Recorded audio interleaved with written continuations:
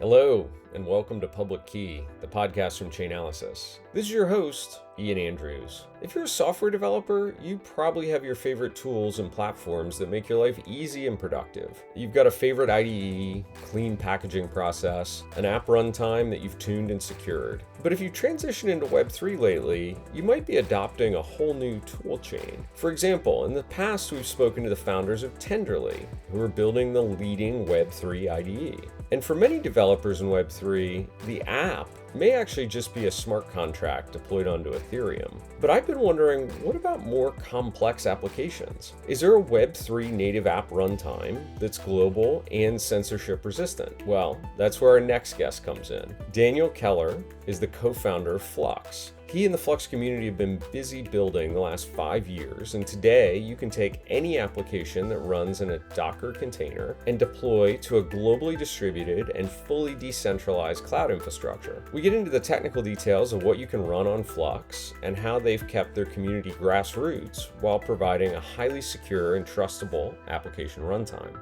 For more on that topic, and of course, all things crypto crime, you're in luck. The 2023 Chainalysis Crypto Crime Report is now available. See the show notes for the download link. And if you'd like to meet the team behind the report live and in person, well then you need to join me in New York City on April 4th and 5th for the Chainalysis Links Conference. Get your ticket today because I'm expecting the conference to sell out any day now. As always, you can find the registration details in the show notes. See you there.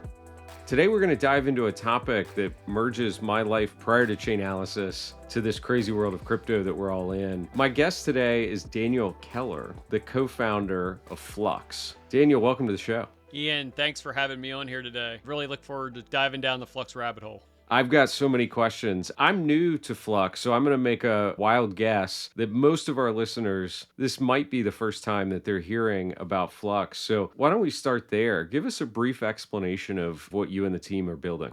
You're probably right. The majority of the folks that are hearing this for the first time, they're finding Flux for the first time, which is awesome because Flux has been around for 5 years. So we've methodically built the project out to build particular use cases before we really move into like a full out marketing push. We're very mature project, very mature ecosystem. We are Web3, essentially. We are decentralized compute network. So we have two sides to our house. We have our mining side, which is our proof of work side. And then we also have our proof of useful work side, which is the actual node networks that runs on our layer 2. So we utilize layer 1 for our consensus mechanism and transactional validators. And our layer 2 is essentially proof of useful work where you can deploy really anything that you can Dockerize. So the easiest way to explain that is we're AWS on the blockchain. And why is that important? Well, I can deploy websites, dApps, front ends, back ends, game servers, you name it. And you can do it on Flux in a decentralized manner. That means it's not hosted in some colo data center somewhere, right?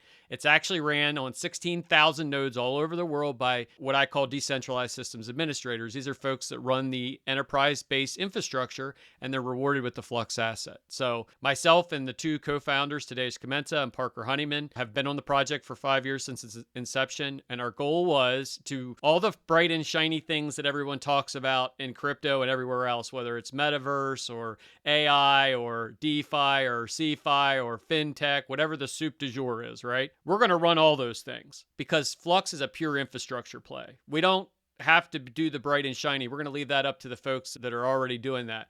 We're going to provide you with decentralized infrastructure. So if you are in DeFi and you're running on AWS, you're not DeFi. You're basically Web 2.5. So get your infrastructure to Flux, and now you're a 100% decentralized platform, decentralized by birth in whatever chain you came from, and decentralized in infrastructure because it's run on Flux, which is basically a global network. That was kind of our target. We fixed a lot of different problems, sometimes by design and sometimes not by design, because whenever you're building Web3 and disruptive technology, sometimes you don't know what you don't know. And you realize, hey, we got to have two-factor authentication, but we don't want to use Google. Or we don't want to use the centralized platform, so what are we going to do? Well, we had to build decentralized two-factor authentication.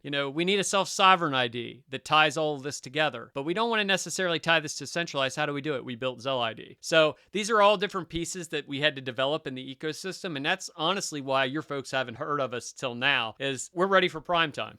You've been busy building, and now is the moment where you're coming out of stealth ready to go. I have so many questions. So just to baseline a little bit, because we've got a lot of people that listen that are crypto policy or deep in crypto, but maybe not so much in infrastructure. At the most basic layer, I can think about Flux as being a hosting provider in the same way that I might think about Amazon or Azure or Google. But one really big difference is that, those companies, they spend tens of billions of dollars a year in capital to buy servers, operate data centers, build Mhm. out networks. And your approach here is anyone can operate a node on the Flux network, and it's distributed all around the world. I looked at your network dashboard. We'll provide a link in the show notes so anybody else can go and check this out.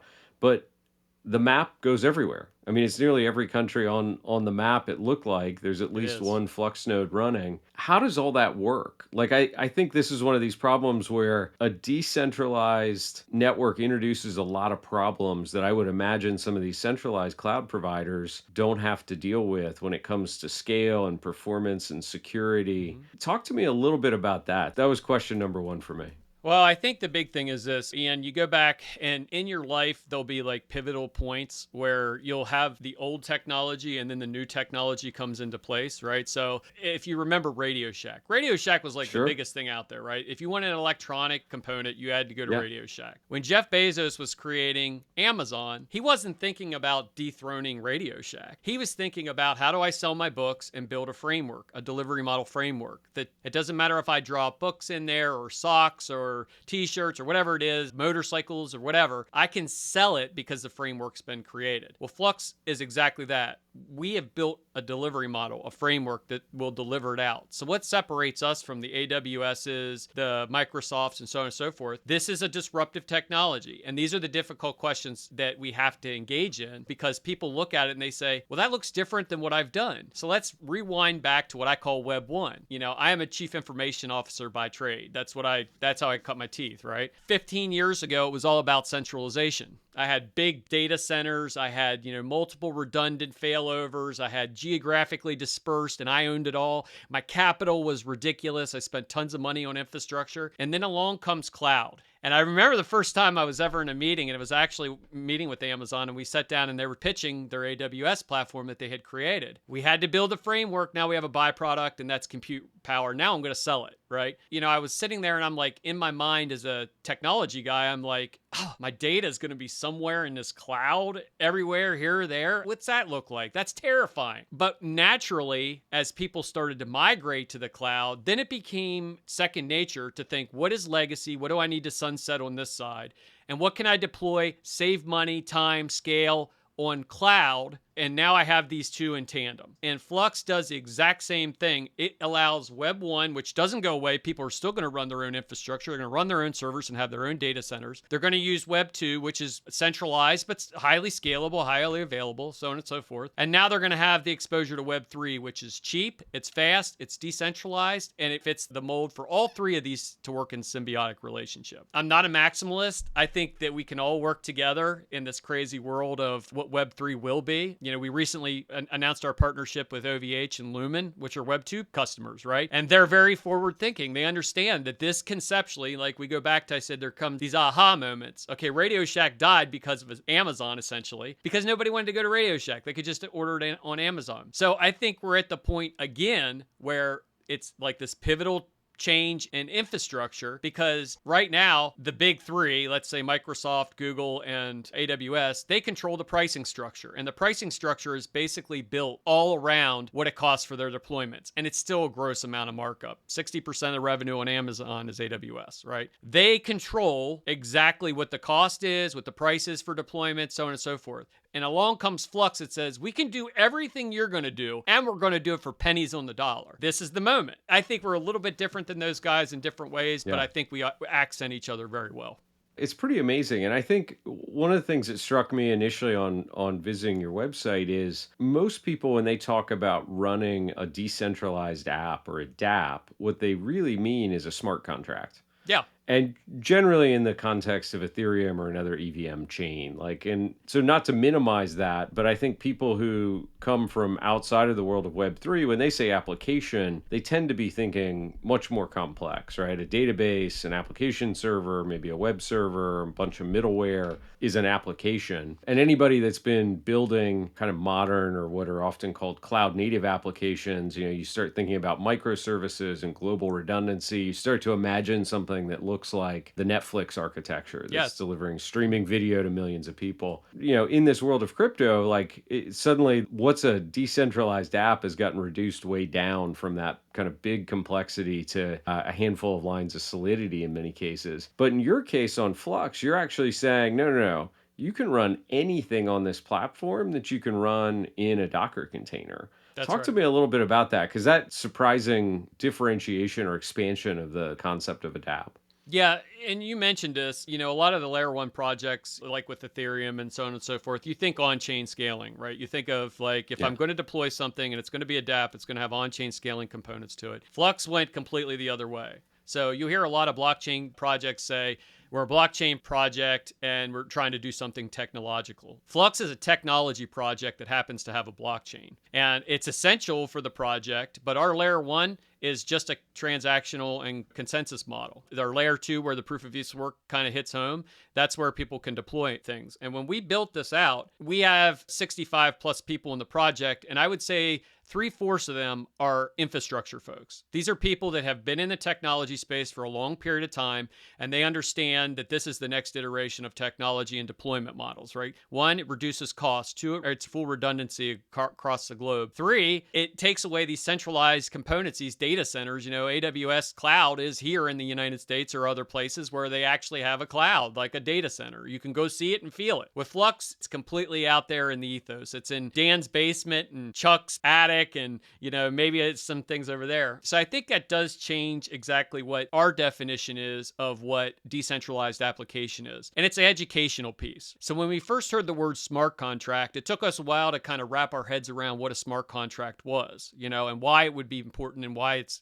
executable. Flux took it a step further because we realized it isn't just about smart contracts. It's about the infrastructure and the technology that runs all these components. And there are products out there that are doing a real good job at developing smart contracts, NFTs, maybe DeFi, whatever. That's great. And we want to support them. Being able to deploy in Docker also breaks down that user base that's coming from Web 2 into Web 3. The number one question I get from everyone is, how do I become a Web3 developer? With Flux, you just have to be a developer, right? It's just deployment of what you've already built. So whether you're running it in a Web 2 world or a Web 1 world and you want to transition it to a Web 3 world, Flux makes it seamless to walk it over. I saw on the website, just so people get a perspective of what could run here. It's everything from WordPress, far and away most popular thing to run websites on the internet. 60% of the internet runs on WordPress. Yeah, so I can deploy a full WordPress environment on Flux, but you've also got a number of Web3 projects. Like you've got a couple actual blockchains are running atop the Flux infrastructure, I think. Yep. What else could I run besides those examples?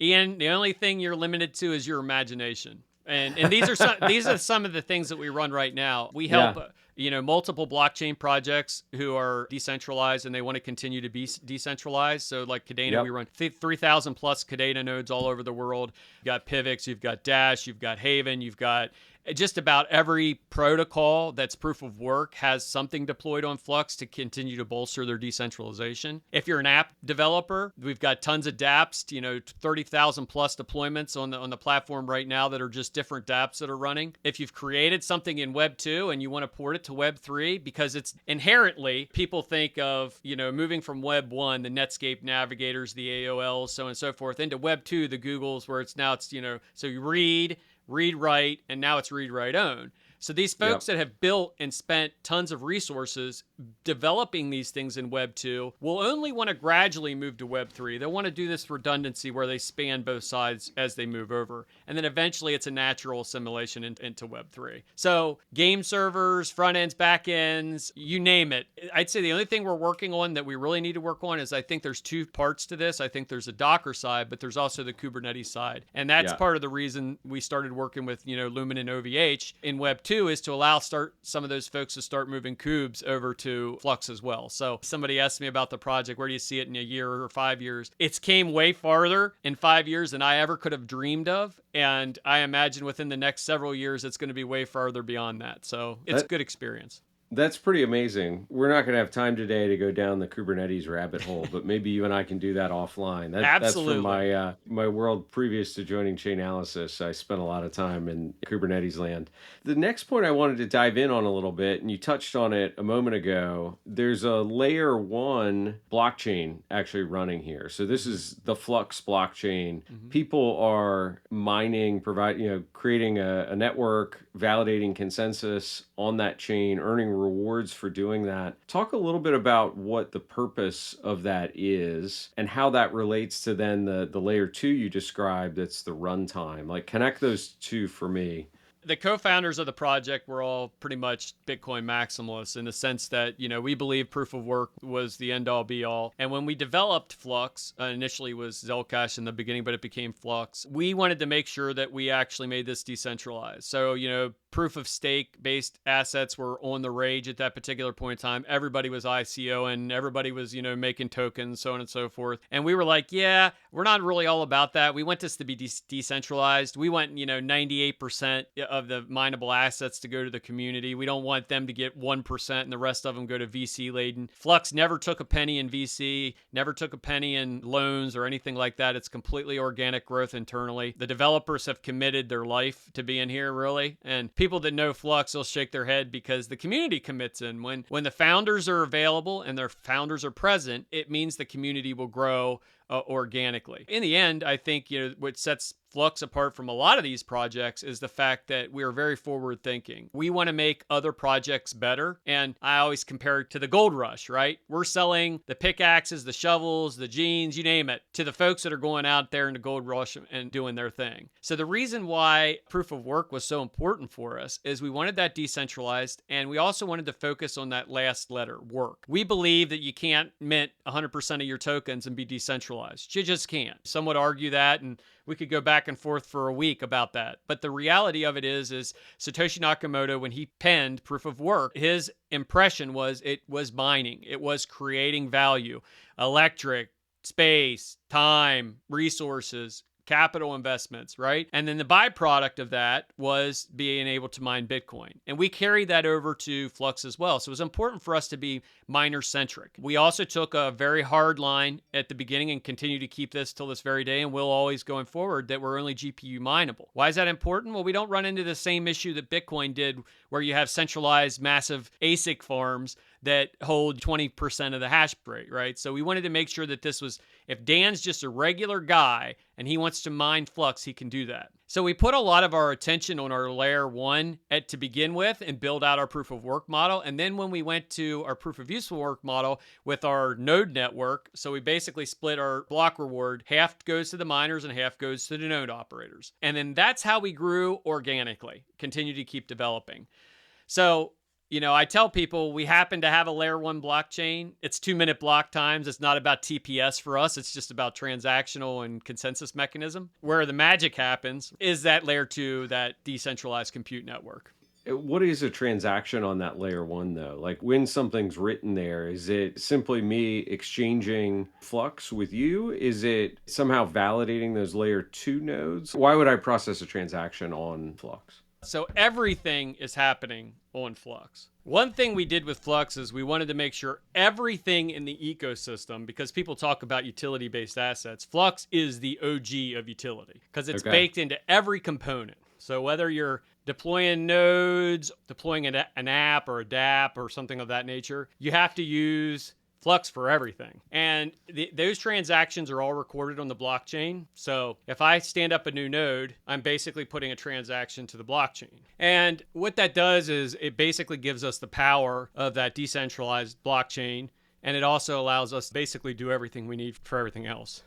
It's really about establishing some sort of trust relationship with the nodes that will be running my applications that exist on, as part of the layer 2 runtime. But things like as a user where I'm starting and stopping an app or scaling it up or deploying a new app, I'm not necessarily. It ties back to the blockchain. So Oh, does it? It yeah, still yeah. gets written out to the layer one. Yeah, Okay. so the layer one is just like final consensus, right? It's just saying Okay. if I'm deploying a node, I have to deploy it to the chain, wait 100 confirmations, and then the node's active, right? So Wow. Okay. we do more transactions per day than Litecoin. So we're like the number Yeah. 2 largest fork of Bitcoin. Like you could argue Ethereum, whatever, but that's proof of stake now. But we do more transactions. We do about 145,000 transactions a day across our blockchain, which is very active. To put that in perspective, Bitcoin does about 250,000. So that's pretty Yeah. impressive. It means our network is being highly utilized. And Interesting. Is Flux a fork of Bitcoin? Did you all start with the Bitcoin code base and we then actually evolve it? started with the Zcash code base, which Okay. really used the Bitcoin code base. So initially, when we did the Zcash fork, we had thought a lot about privacy pieces. We then removed that after the fact. So we're really, if you want to get down to brass tacks, we're a fork of Bitcoin because we were a fork of Zcash, but then we removed the privacy features. Now we're not.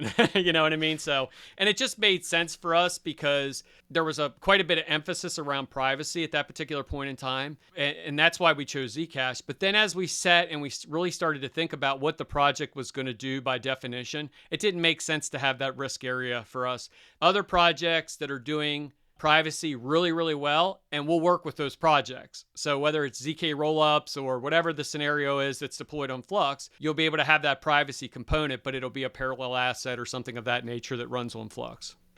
I'd love to step back a little bit. We jumped right into the deep end of the pool and skipped past, your own background and how you came to be one of the creators of this project. You've obviously been at it for a while. I think you said you got started about 5 years ago. Maybe just give us the sketch of, how you found yourself in this world of crypto and what led you to launch Flux in the first place. Yeah, so I've been in the space for a very long time. So I consider myself kind of an OG. I fell down the Bitcoin rabbit hole, locked myself in the office for the weekend and came out and I was like, okay, I'm going to do this because this is amazing. You know what I mean? Like what year was that where you discovered Bitcoin? It would have been 2011, something like that. So yeah, I've been around very early then. Very early on, right? Now the problem is I didn't listen to my own brain. Boy, would I wish I would have bought more Bitcoin at that particular point in time. But the reality of it is that's kind of how Flux ended up being born. So I was a miner by heart. So as some of these new projects were launching, Ethereum, Zcash, so on and so forth, I built one of the largest mining facilities on the East Coast. So GPU facilities on the East Coast. There's bigger ASIC ones. There was bigger ASIC ones and still are. But I went full into it. And, I was able to mine ETH very early on, mine Zcash very early on. And while I was doing these things, affectionately, we call them S coins, right? So, I was an S coin miner, right? I would chase whatever I thought was profitable. But while I was doing that, it dawned on me that this is all well and good, but if we need to get to the next level, like we need to really start talking about, we're not a fork of a fork of a fork of a fork that has a white paper, right? We better come up with the technology to iterate with this because disruptive technology means nothing if you don't have the adoption level that comes with it. And for the adoption level, you need the tangible framework. And that's kind of what got me thinking about Flux. And because I have a background in technology, I started looking at how we could basically build this new, Web3 infrastructure out before anyone else would do it. I met a couple guys in the space and we got together, and around that time Zelcash was created and we worked with the original team and we all were like, this is great. We had some move on and some stay, but the core guys are still here. And basically we set our direction that we wanted to go, and that's the way we went. And we have a wonderful, vibrant community that's involved in it. So I'm no different than any miner out there or node operator. I just happen to be very vocal, and people like to tap me because I am one of the co-founders and I am passionate about this project because there's a lot to be passionate about. Our ultimate goal, I would say, for the team and for the community is to create something other than debt for our children and their children and hand them at least some semblance of privacy,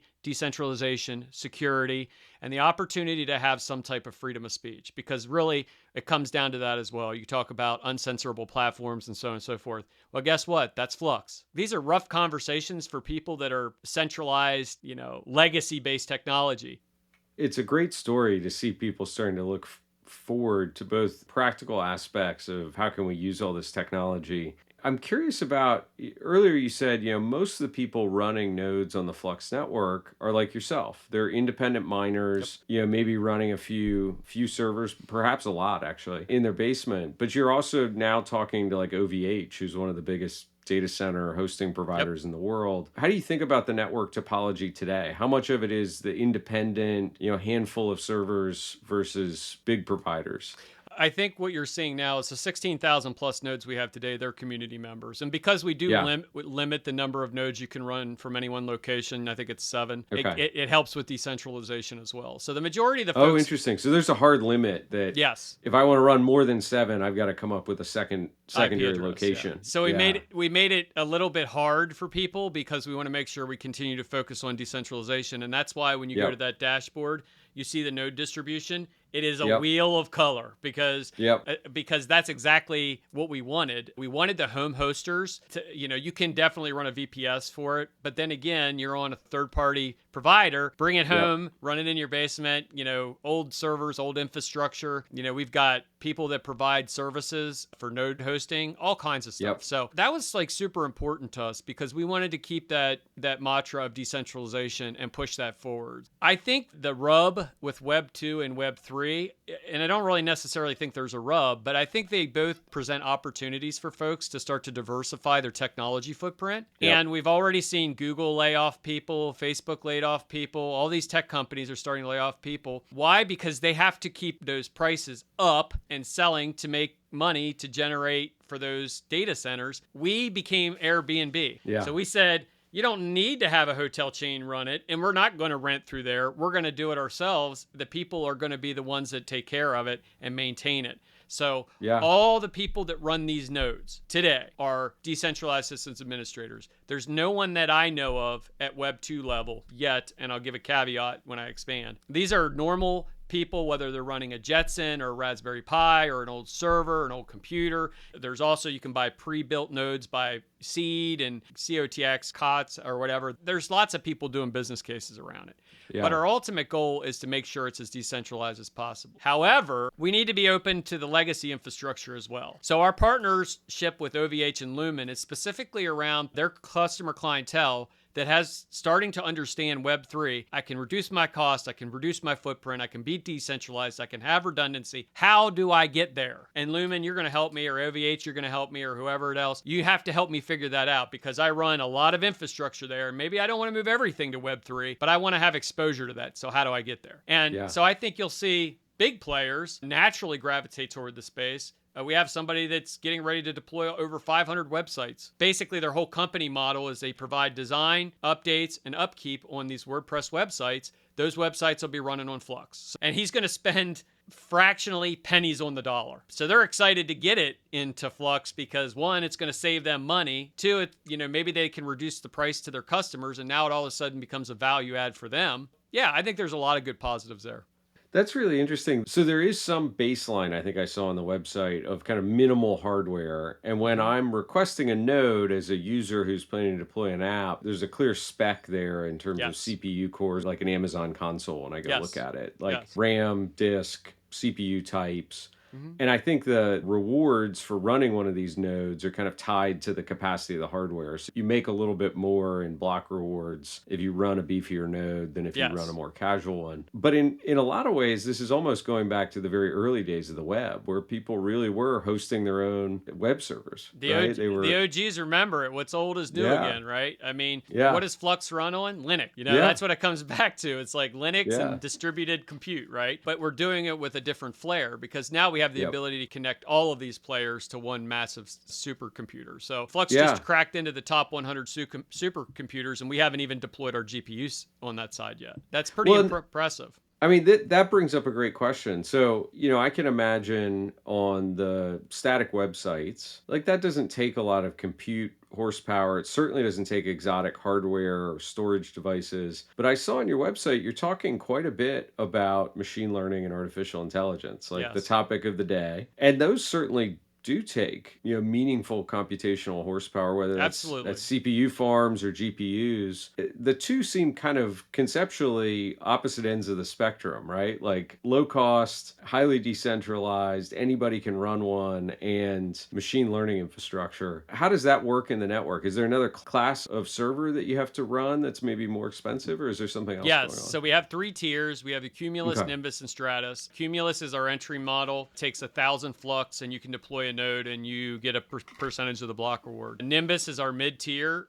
They're all enterprise quality. And to go to your point earlier, it's constantly benchmarked to make sure that your node is meeting specs. So if it doesn't, then it falls out and it becomes a potato. We call it potato nodes, right? So our uptime is, nobody claims 100% uptime, but our uptime's like 99.999% because when you deploy on Flux, you're not just deploying one instance, you're deploying 3 instances, and they'll be round robin anywhere in the globe. So if one is lost, so somebody's node goes potato node, right? You have two other nodes running, and then it automatically spawns a third. It does look conventionally a little bit different than like standard infrastructure, but this model is much more robust. And so we have the 3 tiers of nodes. It's 1,000 Flux lockup, and then it's 12,000, and then it's 40,000 is the big one, right? Okay. So the 40,000, which is our Stratus node, is where we use a lot of computational heavy resources. So your website that now runs private data, that's going to be running on a Stratus node versus a Cumulus node, which is built more for like entry-level data. We call them actually Fractus nodes as well because they're our storage component. We deployed Flux IPFS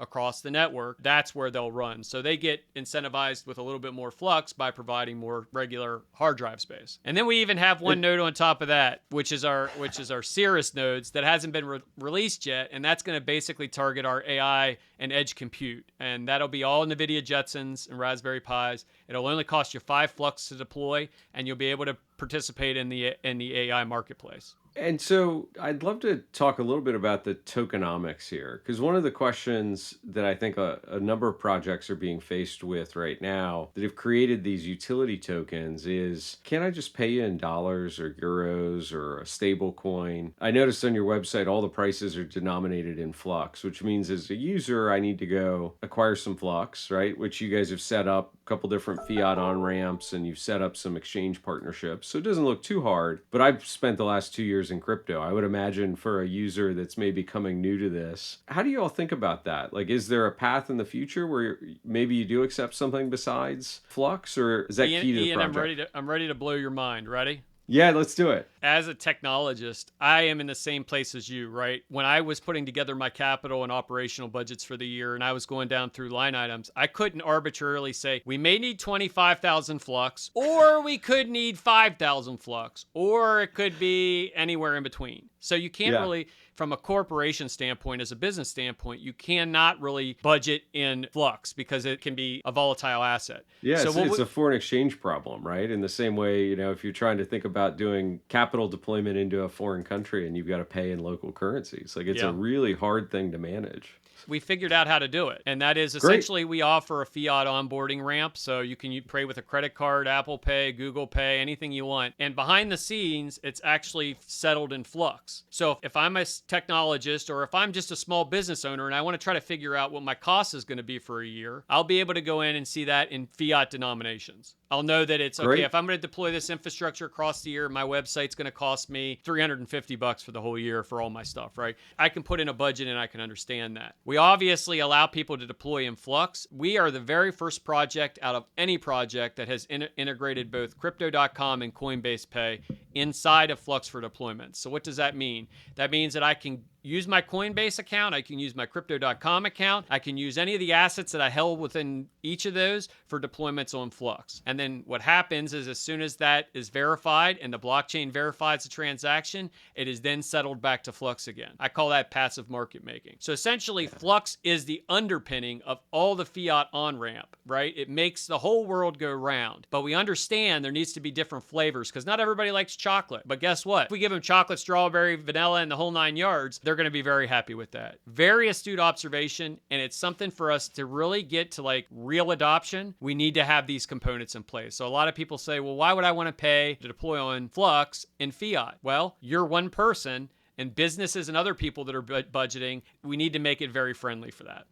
I love the user simplicity, right? More ways to onboard into the ecosystem Yes. that are where the user is today versus making them jump through 15 hoops to get there. I noticed on your website, you guys, not only do you have obviously this very comprehensive hosting platform, you've also got a wallet. Talk to me Yeah. about how the wallet fits into this. What are you doing there? So we knew very early on, and actually the first product that Flux actually developed was Zelcore, which is our multi-asset platform. Okay. We call it a Web3 browser because really that's what it is. You go back to the OG days, multi-asset was like you had 20 assets and you just kept them in there and you didn't do anything with them. Zelcore is a completely interactive ecosystem. So Flux utilizes Zelcore for Zel ID. So you have to create a self-sovereign ID as you do this. So everything gets controlled through that Zelcore process, although there are other ways you can do it as well. But for ease of use, Zelcore is definitely where you want to go. And it has hundreds and hundreds of different projects, thousands of tokens. And what that does is we started pulling the dApp piece back to it as well. So you'll see a browser. You can go now and use Solana, ETH, and soon KDA NFTs right inside of it. If Flux is the infrastructure that runs it all, Zelcore is the web browser that pulls all those components together. So we have a great team there. Flux team and the Zelcore team are siloed, so they're two different projects doing two different things. We do have some cross-pollination, so we're working with the Flux folks, we're working with the Zelcore folks, and so on and so forth. But it is one of the best multi-asset platforms out there. You have to have a little bit of crypto knowledge to use it. Can be a little bit intimidating for like new first-time users, but as they start to warm up to it and they start to use it, they'll realize how powerful it really is. So it's a big part of the project, and it's a glue that helps us keep this project growing very quickly because we don't have to necessarily worry about developing the wallet-based pieces or updates, or that's all taken care of by Zelcore, which the founders are the same founders that founded Flux. So they all work together. That's definitely something I'm going to go check out. I've got it queued up to download here after we get done recording. I'm sensitive on time here. We've got maybe time for one more question. I'm going to combine two ideas here. So when I look out across the landscape, we've had a number of different Web3 infrastructure projects or companies join us on the show, like Tenderly, which is kind of a dev tools platform, was here a couple months back. Touched on IPFS earlier, which is another, I think, really popular infrastructure level protocol. When you imagine the future of Flux, are you building all of that in-house? I mean, you've already got massive scope and I think delivered on a lot of that from what we've discussed today. Or do you actually see almost a decentralized ecosystem who in aggregate start to look like public cloud providers in terms of features and capabilities offered? Or does it all come from you? What's your strategy there? I mean, the one thing about Flux that we acknowledged very early on is we're not going to be the master of all things. We're going to focus on one particular fundamental piece, and that's providing the infrastructure deployment piece. And then we're going to tap into projects that are logical. So you could see Filecoin, you could see storage, you could see Akash, all these different products. You could see them working with Flux. People often say, because people like to ask this, they say, Dan, who's your competition? And I said, I don't have competition. We have opportunity. For us to get to the next level of the internet, Flux can't do it alone. We're going to need other people developing fundamental pieces of the project that we can then incorporate and all work together. So the tribalistic days of crypto is over. And like, if you're listening to this right now, I hate to be the one to break it to you because here it is, right? We're starting to see regulation. We're starting to see involvement. We're starting to see corporate people come into it. If we want to remain decentralized at our ethos and at our heart and put it around the technology, we have to put down our tribalistic bags and we have to start working as a blockchain-based community. That means that sometimes it's easy to work with the people you like. It's hard to work with the people you don't. And I would work with any of the ones that I don't like, sans maybe one or two projects, which I just don't agree with. But, we've been very welcoming to just about every blockchain-based project out there. And even like the Solana ecosystem, we reached out to them about deploying validators. I mean, they lost, 60% of their validator nodes on centralized deployments. So this is where the value's at. Whether you're proof of stake, whether you're proof of work, whether you're something in between, if you put decentralization at your heart, then Flux is the one you want to work with because they are really about giving you the tools and in that toolbox to do the things that you need to do. Daniel, that's an awesome place to wrap up. I love the broad and embracing ecosystem view. We'll link in the show notes to all the resources we touched on today so that people, if they're looking for a place to run applications on a decentralized cloud, they can get started with Flux quickly. Thanks so much for your time today. Ian, thanks for having me on. I really appreciate it. Hey there. Thanks for listening to another episode of Public Key. Follow us on Twitter, LinkedIn, and our newly launched TikTok, where we share our favorite moments captured in this podcast and other great content from the Chainalysis team. And if you're into crypto policy and financial compliance, I bet you'll enjoy our new YouTube show, Know Your Crypto Compliance, hosted by my colleagues, Clark Flint Barr and Caitlin Barnett. Do you feel it's tough to keep up with all the crypto tech and compliance news in the media?